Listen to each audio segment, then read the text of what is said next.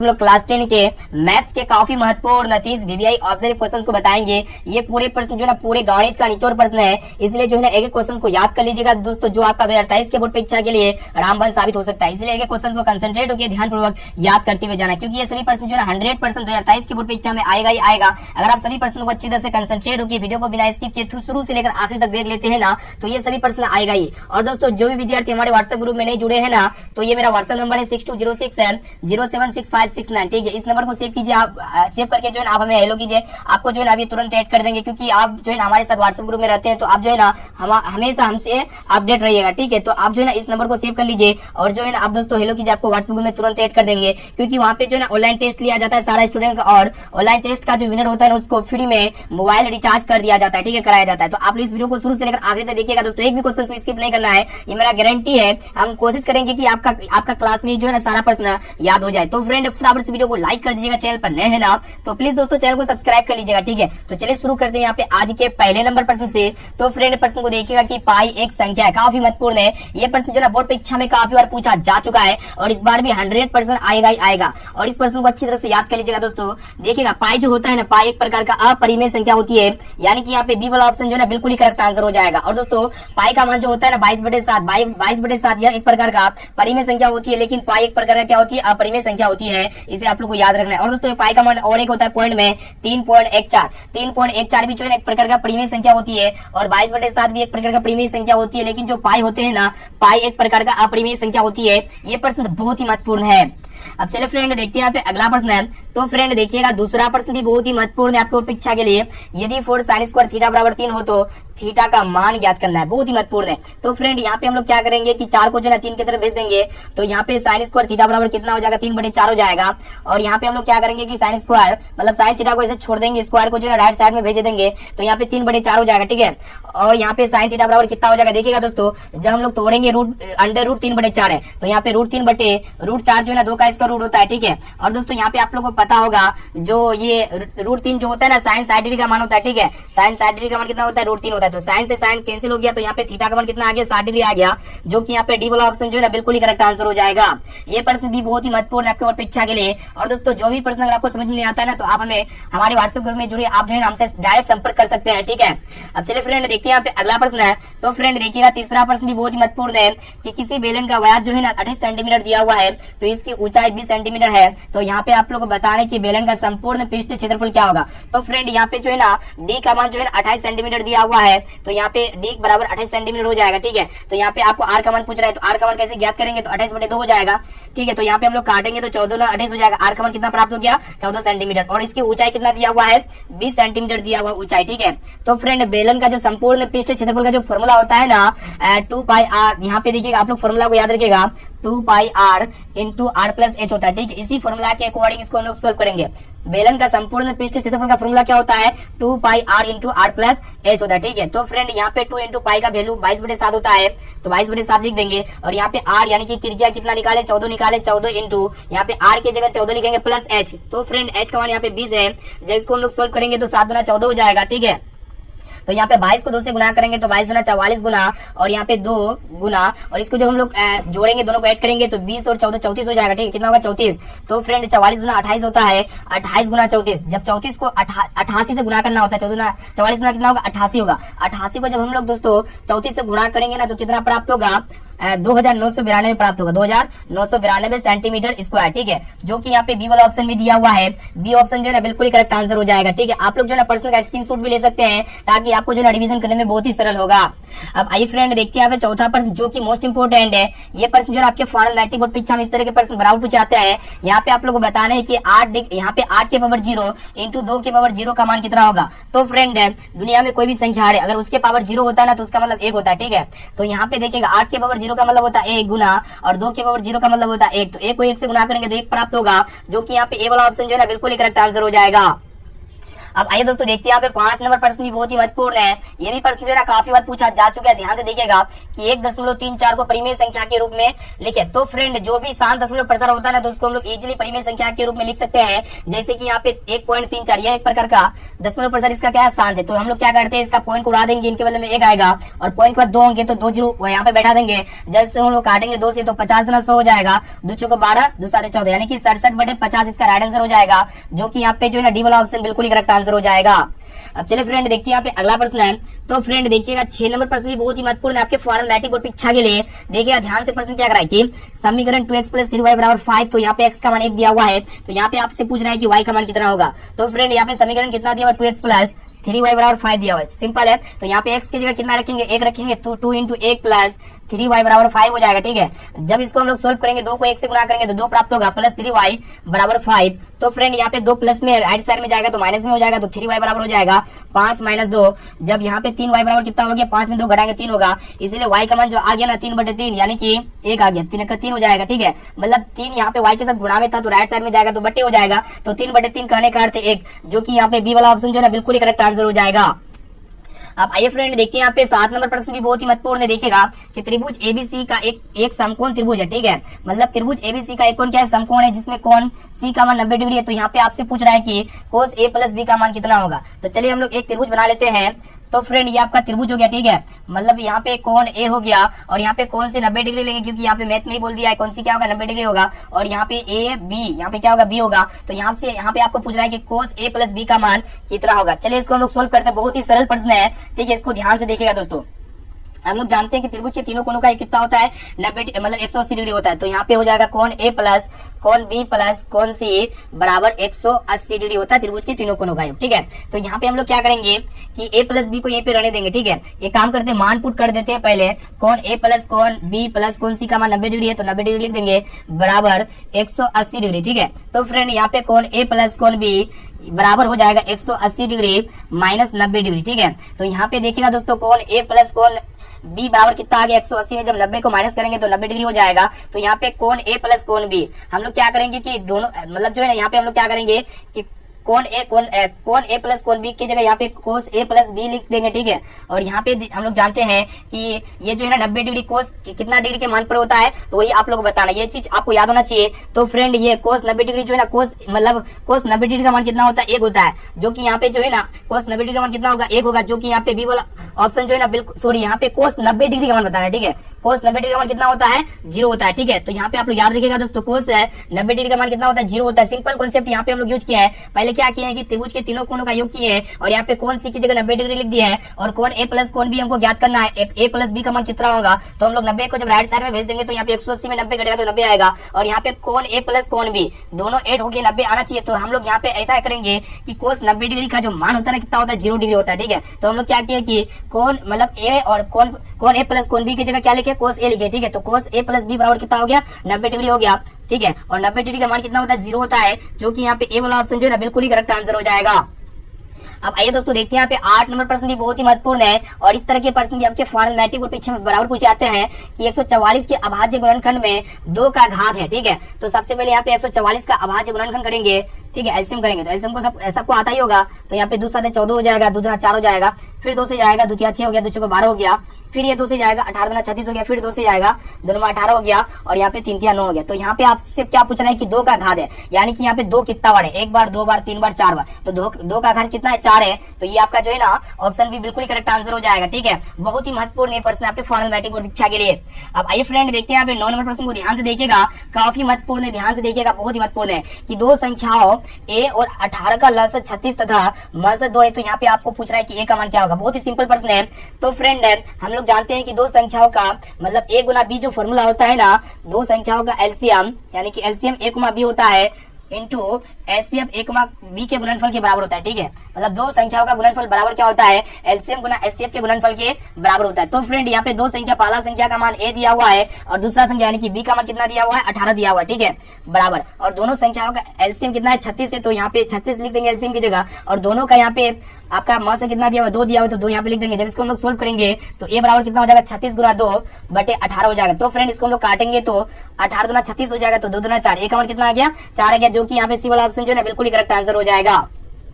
अब आइए फ्रेंड देखते हैं यहाँ पे 10 नंबर प्रश्न भी बहुत ही महत्वपूर्ण है आपके फाइनल मैट्रिक बोर्ड परीक्षा के लिए। ध्यान से देखिएगा क्या कराए कि यदि समांतर सरणी का प्रथम पद ए और सार्वअंतर डी हो तो इसके प्रथम पद एन पदों का योगफल क्या होगा। तो फ्रेंड हम लोग जानते हैं कि एन पदों का जो योगफल का फॉर्मूला होता है ना n/2 into 2a plus n-1 into D होता है। ठीक है, ये सबको याद होना चाहिए, जो कि यहाँ पे सी ऑप्शन में दिया हुआ है, यानी कि सी वाला ऑप्शन जो है बिल्कुल ही करेक्ट आंसर हो जाएगा।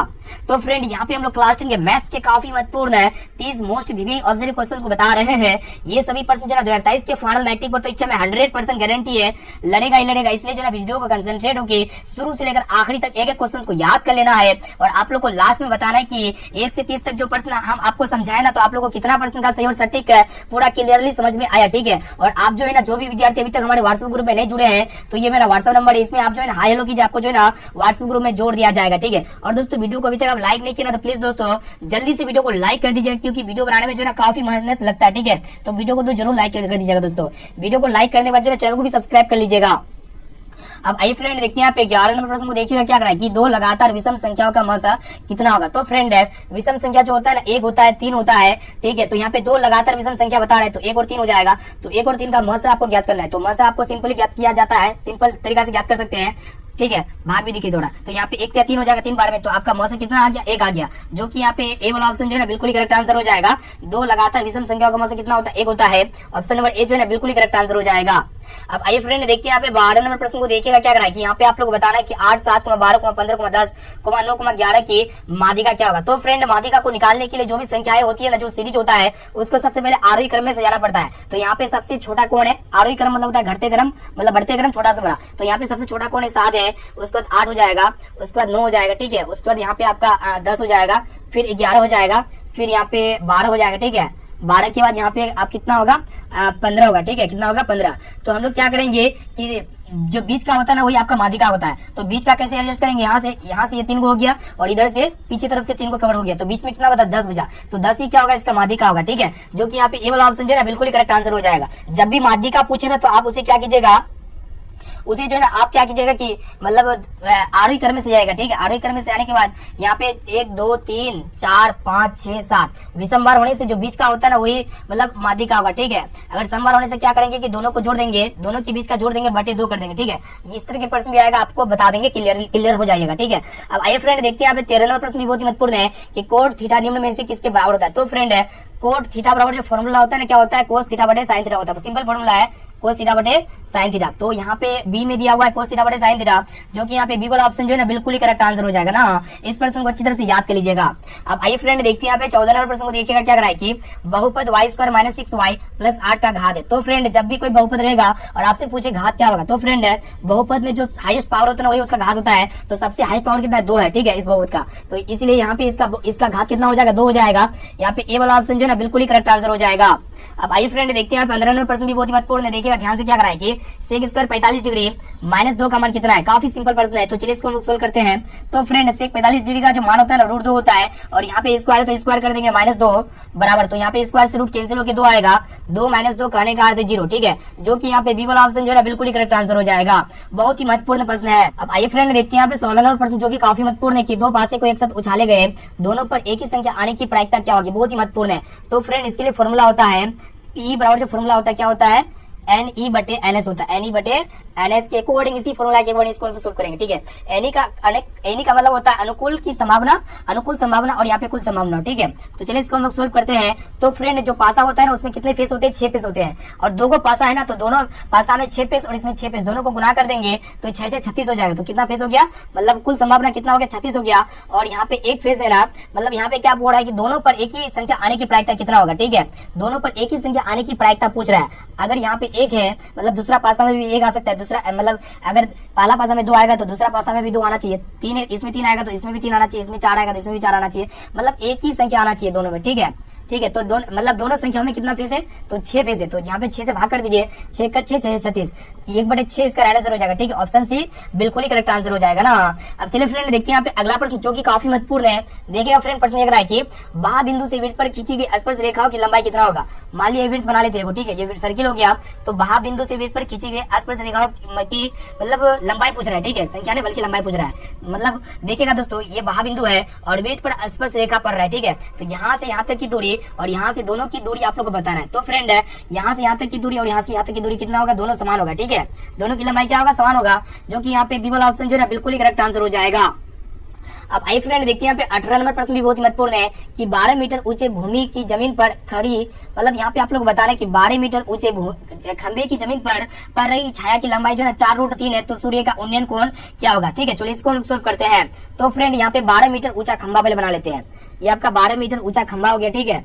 और यहाँ पे आप लोग का यहाँ पे देखिएगा पर रही छाया की लंबाई कितना दिया हुआ, यहाँ पे छाया की लंबाई जो है ना 4√3 दिया हुआ, कितना दिया हुआ, 4√3 दिया हुआ है ना। तो यहाँ पे पूछ रहा है कि सूर्य का उन्नयन कोण, तो फ्रेंड उन्नयन कोण जो होता है ना नीचे से ऊपर की ओर होता है, ठीक है।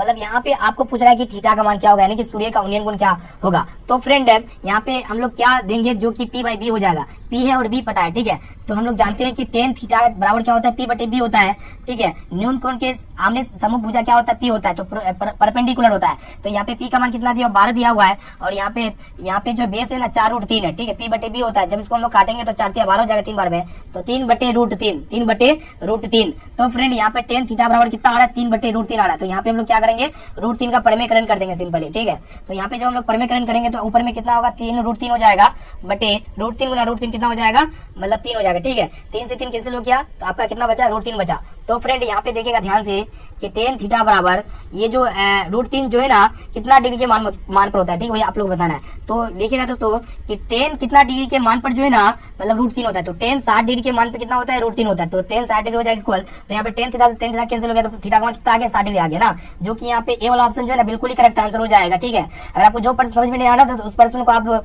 कमेंट कीजिए, आपको जो है फिर से दोबारा उस पर्सन को समझा दिया जाएगा, ठीक है। या फिर आप लोग वीडियो को शुरू से लेकर आखिर तक देखिए, या फिर उसी पर्सन को दोबारा स्किप कीजिए, पीछे बैक कीजिए और उसको फिर से देखिए, आपको पूरा समझ में आ जाएगा, क्लियर हो जाएगा। अब आइए फ्रेंड देखते हैं यहाँ पे 19 नंबर प्रश्न भी बहुत ही महत्वपूर्ण है कि अर्धगोले के संपूर्ण सतह का क्षेत्रफल होता है, ठीक है। तो फ्रेंड अर्धगोला किस तरह होता है, देखिएगा अर्धगोला जो होता है ना कुछ इस प्रकार होता है, ठीक है। अर्धगोला क्या होता है, कुछ इस प्रकार होता है, ये आपका क्या होता है, अर्धगोला होता है, ठीक है। तो इसका संपूर्ण पृष्ठ क्षेत्रफल क्या होना चाहिए, तो फ्रेंड जो अर्धगोला होता है ना उसका वक्र पृष्ठ क्षेत्रफल कितना होता है, यानी कि ये वाला एरिया का क्षेत्रफल कितना होता है, ये वाला एरिया का क्षेत्रफल कितना होता है आपका, मतलब 2πr² होता है, कितना होता है, 2πr² प्लस, और ये ऊपर में जो है ना विड्थ क्या है, सर्किल है, तो मतलब विड्थ का क्षेत्रफल क्या होता है, πr² होता है। जब दोनों को जोड़ेंगे तो ये क्या होगा, संपूर्ण सतह होगा, संपूर्ण सतह का ही क्षेत्रफल पूछ रहा है ना, 2πr² और πr² कितना हो जाएगा, 3πr² हो जाएगा ना, जो कि यहाँ पे बी वाला ऑप्शन बिल्कुल ही करेक्ट आंसर हो जाएगा, 3πr²। Option number B correct answer है, बहुत ही महत्वपूर्ण प्रश्न ये प्रश्न, ठीक है। एक क्वेश्चन को अच्छी तरह से याद कर लीजिएगा, एक भी प्रश्न को स्किप नहीं करना है दोस्तों। देखिएगा 20 नंबर प्रश्न क्या करा है कि विड्थ की त्रिज्या जो है 35 मीटर है, तो विड्थ का परिमाप ज्ञात करना है, ठीक है। तो यहाँ पे विड्थ की त्रिज्या यानी कि आर का मान दिया हुआ है 35 मीटर, ठीक है, 35 मीटर। तो बोल रहा है कि विड्थ का परिमाप क्या होगा, तो फ्रेंड विड्थ का परिमाप बराबर जो फॉर्मूला होता है क्या होता है, 2πr होता है। विड्थ का परिमाप क्या होता है, 2πr होता है। तो 2 इंटू पाई का मान 22/7 रख देंगे सिंपली, और आर का मान यहाँ पे हम लोग कितना रखेंगे, 35 रखेंगे। जब इसको हम लोग काटेंगे तो 7 पे 35 हो जाएगा, ठीक है। इसको सोल्व कीजिए, आपका यहाँ पे 22 गुना 44 हो जाएगा, 22 गुना 44 गुना 5, तो 5 को 20 और 2 22, यानी कि 220 मीटर हो गया। इसका राइट आंसर कितना हो गया, 220 मीटर। ऑप्शन नंबर डी जो है ना करेक्ट आंसर हो जाएगा। बहुत ही महत्वपूर्ण प्रश्न, ये भी फाइनल परीक्षा के लिए, ठीक है। अब आइए फ्रेंड देखते हैं आप 21 प्रश्न जो कि काफी महत्वपूर्ण है कि निम्न में से कौन परिमेय संख्या। तो फ्रेंड परिमेय संख्या क्या होता है, जो P/Q के फॉर्म में है वो परिमेय संख्या होता है, और जो अपरिमेय संख्या होता है वो P/Q के फॉर्म में नहीं होगा, लेकिन जो P/Q के फॉर्म में होगा ना वो परिमेय संख्या होगा। जैसे कि पाई आपको पहले ही बताइए अपरिमेय संख्या होता है, √7। ये जो है ना रूट के अंदर जो संख्या होगा वो आपका क्या होगा, अपरिमेय संख्या होगा। अगर यहाँ पे ऑप्शन सी को चेक करेंगे तो यहाँ पे क्या होगा, √16 जो ना 4 का इसका रूट होता है, और यहाँ पे 25, 4/25 कहने का अर्थ हुआ कि ये एक प्रकार का परिमेय संख्या है, जो कि यहाँ पे सी वाला ऑप्शन जो है बिल्कुल ही करेक्ट आंसर हो जाएगा। इसी तरह अगर ऑप्शन डी को चेक कीजिएगा तो 3√3 एक अपरिमेय संख्या बटे √2, ये भी एक प्रकार का अपरिमेय संख्या। जब अपरिमेय संख्या को अपरिमेय संख्या से भाग करते हैं तो क्या होता है, अपरिमेय संख्या हो सकता है, ठीक है। यानी कि ये भी अपरिमेय संख्या, ये भी अपरिमेय संख्या, ये भी अपरिमेय संख्या, लेकिन ऑप्शन सी एक प्रकार का परिमेय संख्या होगा, ठीक है। अब आई फ्रेंड देखते हैं यहाँ पे 22 प्रश्न को देखिएगा क्या रहा है कि समांतर श्रेणी यहाँ पे दिया हुआ है, तो इसका सारांतर पूछ रहा है, ठीक है। तो फ्रेंड सारांतर यानी कि कॉमन डिफरेंस यहाँ पे जो निकाला जाता है, कैसे निकाला जाता है, ये A1 होता है, और ये A2 होता है, ये A3 होता है, और दोस्तों ये A4 होता है, ठीक है, एंड डॉट डॉट। तो यहाँ पे सारांतर निकालने के लिए हम लोग क्या करेंगे, A2 में A1 माइनस कर देंगे सिंपली। तो यहाँ पे A2 का मान जो है ना 5/4 दिया हुआ है, ठीक है, 5/4 माइनस A1 का मान कितना दिया हुआ है, 3/4 दिया हुआ है। जब इसको हम लोग सोल्व करेंगे तो 4 हो जाएगा एलसीएम, तो 5 - 3, तो 5 में 3 घटाएंगे कितना होगा, 2/4, यानी कि 2 × 1 = 2, 2 दूना 4, 1/2 इसका राइट आंसर हो जाएगा, कितना होगा 1/2, जो कि ऑप्शन सी बिल्कुल ही करेक्ट आंसर हो जाएगा, ठीक है। तो फ्रेंड अभी तक वीडियो को अभी तक आप लाइक नहीं किया ना, तो प्लीज दोस्तों जल्दी से फटाफट से वीडियो को लाइक कर दीजिएगा और इस वीडियो को संपूर्ण शुरू से लेकर आखिरी तक देखिए, क्योंकि इस वीडियो से जो है ना 2023 के फाइनल मैट्रिक बोर्ड परीक्षा में 100% बहुत सारे प्रश्न वो बहु लड़ेगा, मेरा गारंटी है। इसलिए जो है एक क्वेश्चन को याद कर लेना है दोस्तों, और इस सभी प्रश्न का जो है आप लोग ऑनलाइन टेस्ट भी दे सकेंगे। इसलिए जो है एक क्वेश्चन याद कर लीजिए, आपके लिए बहुत ही मतलब बहुत ही जो है ना हेल्प मिलेगा आपको, ठीक है। इसलिए एक क्वेश्चन को याद करते हुए जाना है।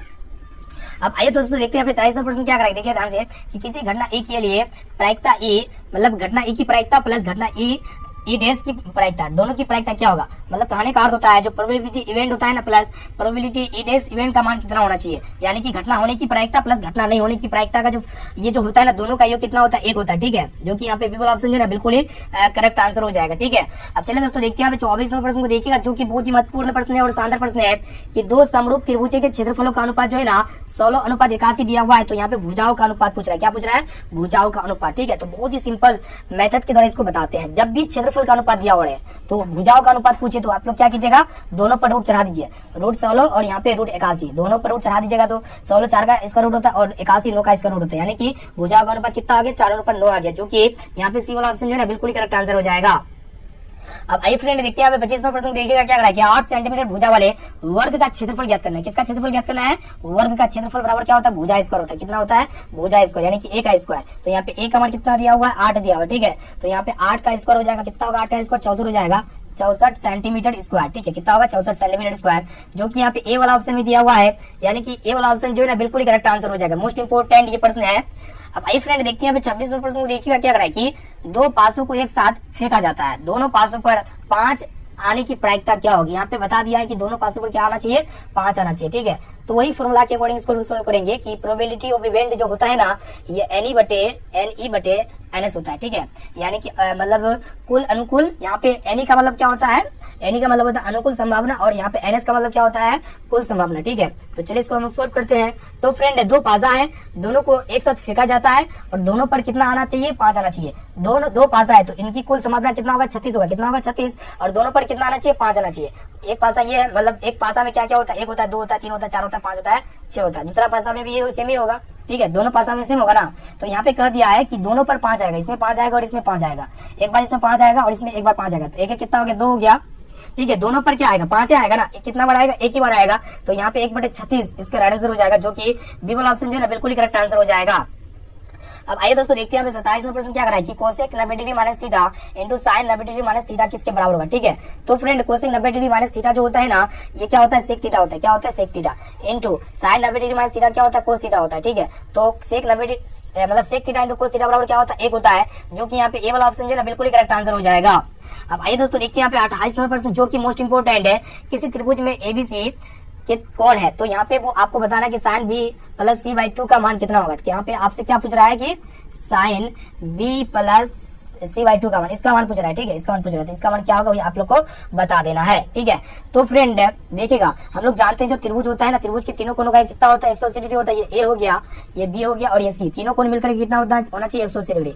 तो A plus B plus C बराबर 180 डिग्री। तो हम लोग एक काम करते हैं कि A को जो है ना 180 की तरफ भेज देते हैं। तो यहाँ पे इधर लेफ्ट साइड में क्या बचेगा, B प्लस C बचेगा। तो 180 डिग्री माइनस A हो जाएगा, कितना हो जाएगा, 180 डिग्री माइनस A। तो हम लोग यहाँ पे क्या करेंगे कि दोनों तरफ जो है ना 2 से भाग करेंगे, तो B प्लस C बटे 2 हो जाएगा ना, और यहाँ पे 180 बटे 2 करेंगे, 180 बटे 2 माइनस A बटे 2 करेंगे, ठीक है। दोनों की तरफ हम लोग A 2 से भाग किए, ठीक है। तो यहाँ पे आपका लेफ्ट साइड में क्या बचा, B प्लस C/2 बराबर, जिसको हम लोग काटेंगे तो 90 दूना 180 हो जाएगा। तो 90 डिग्री प्लस माइनस 1 बटे A बटे 2, ठीक है, A बटे 2। हम लोग क्या करेंगे कि दोनों तरफ जो है ना क्या लेंगे, साइन लेंगे, दोनों तरफ क्या लेंगे, साइन लेंगे, इधर भी साइन लेंगे और इधर भी साइन लेंगे। चलिए दोनों तरफ साइन ले लेते हैं। तो साइन B प्लस C/2 और यहाँ पे साइन 90 डिग्री माइनस A/2। तो फ्रेंड है तो यहाँ पे क्या प्राप्त होगा, साइन B प्लस C बटे 2 बराबर जो होगा ना साइन 90 डिग्री माइनस थीटा बराबर क्या होता है, कोस थीटा होता है, क्या होता है, कोस थीटा।